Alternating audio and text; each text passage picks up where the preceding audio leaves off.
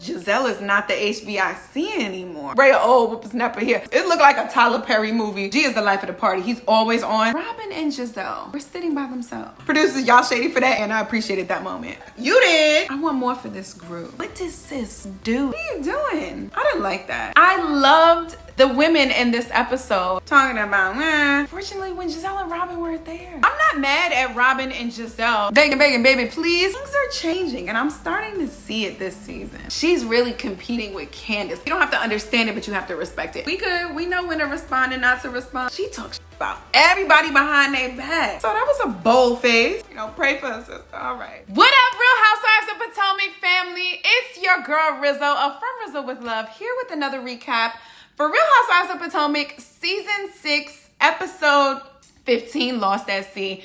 Y'all, can you tell that this is day 3 days something here? It's looking dingy. Can you also tell that this is a strap? This is my bra strap. I tried to make it a little flashy, but looking at it on camera, you can tell that this is my bra strap that I just wrapped the strap around. I may or may not change my clothes, but you know, here we are.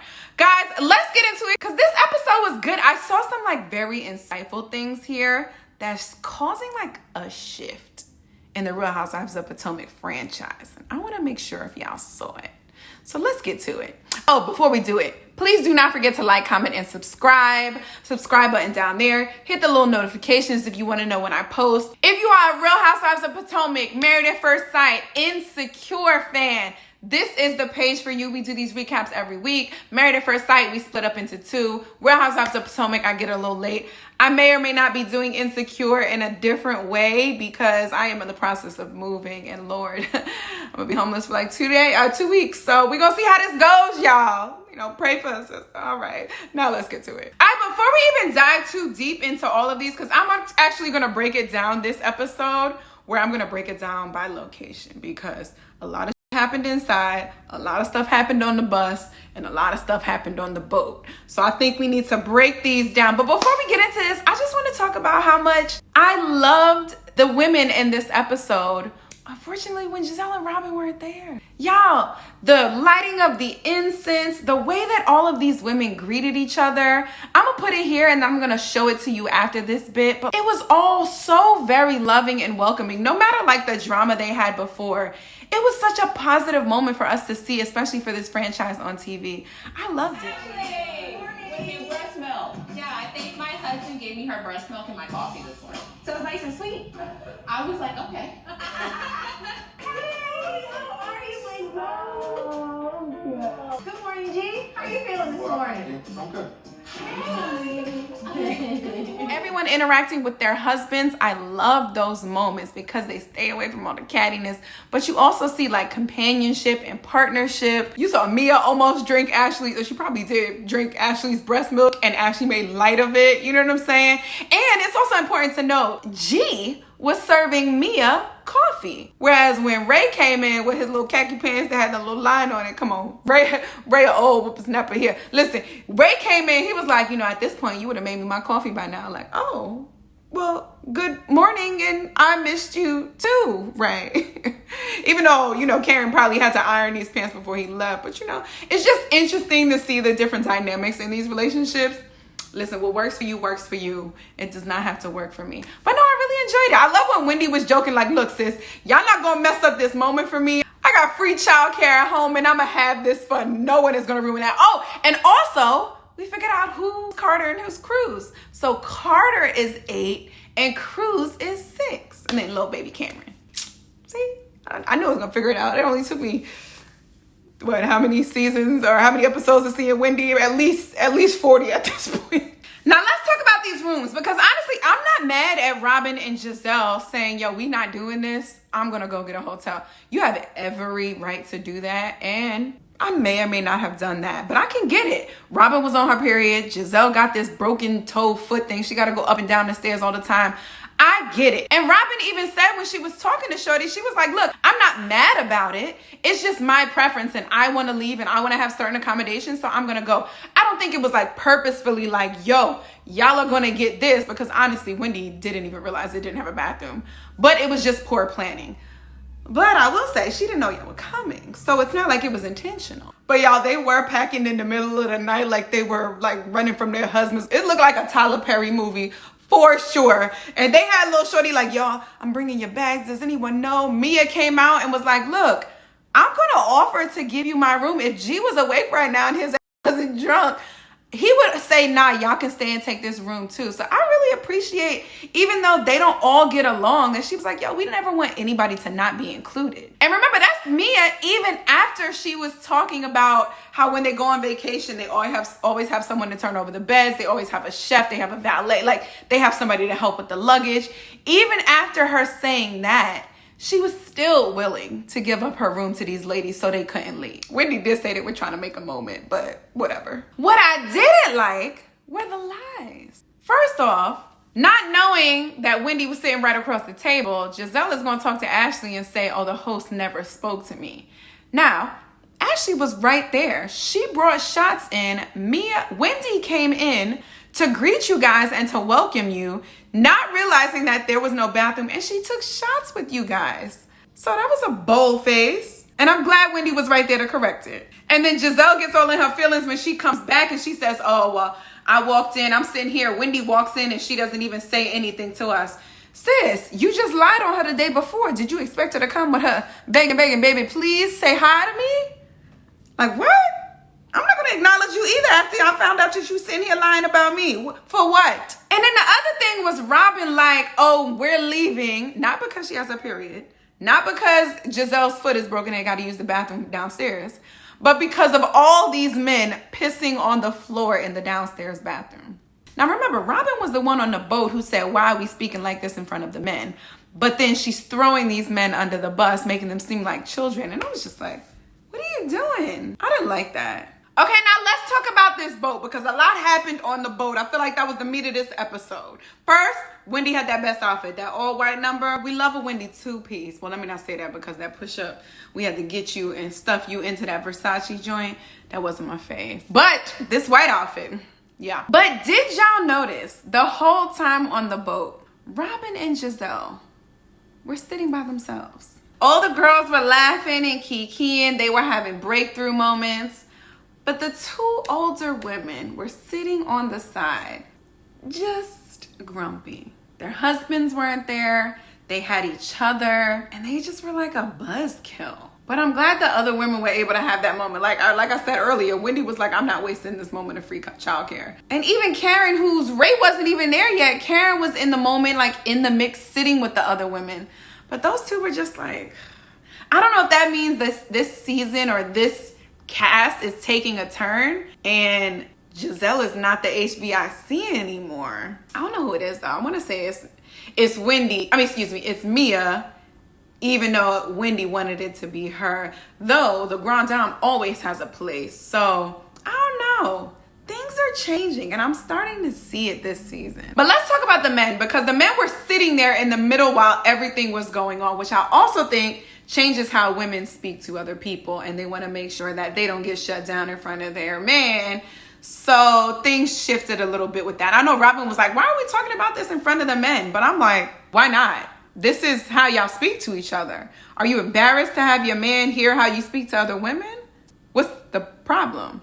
But I did like that Eddie stepped in and was like, oh, we good. We know when to respond and not to respond. Like, you don't got to speak to us. We good. Don't worry. We got this. But y'all, everybody's over this shit. Like, Chris is over it. He had a conversation with Candace like, sis, I'm tired of all this. The only reason they're saying this is to get a rise out of you, and it's working. So GVO this weekend, can we do that? Okay, let's go. Karen is like, if y'all keep arguing, you're not going to look this good at 58. You know Ray ain't here for none of this, even though he joked at Giselle, but like, nah, that's why Juan's not coming, right? It's not because he don't want to be around Robin, because apparently he loves this woman. It's because he doesn't want to be centered in all of this drama and this BS.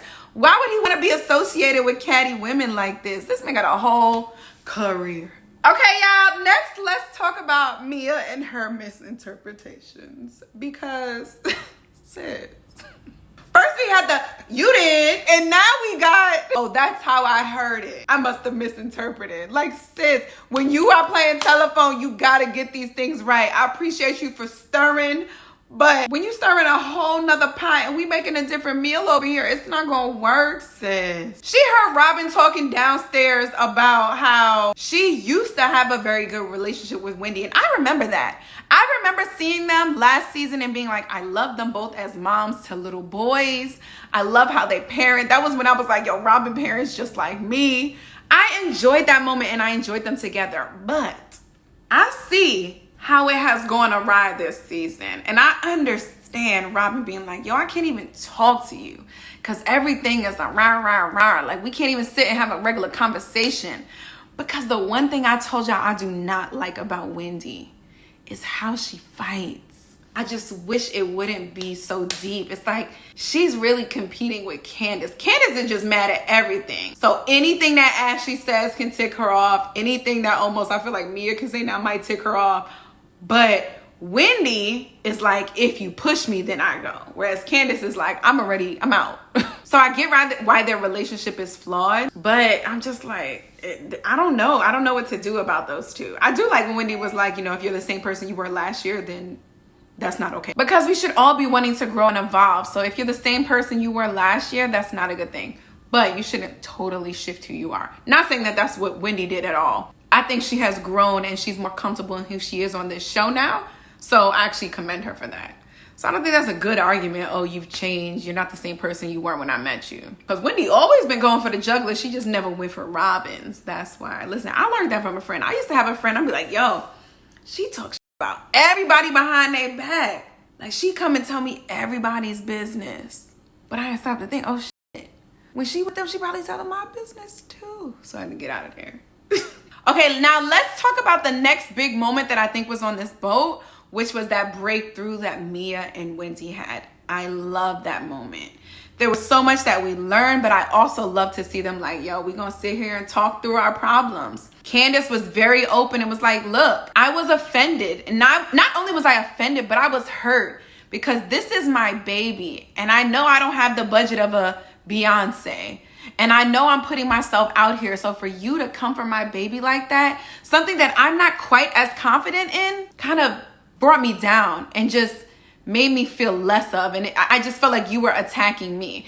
And she was absolutely right when she called it low budget. But again, I will say it was in response to something else. But whatever. She said you don't have to understand it, but you have to respect it. And that is true. Also, Karen crying while Candace was crying was just hilarious to me. Girl, I cry when I see other people cry too, but like, I feel like I'm immune to that with Candace because it just happens so often.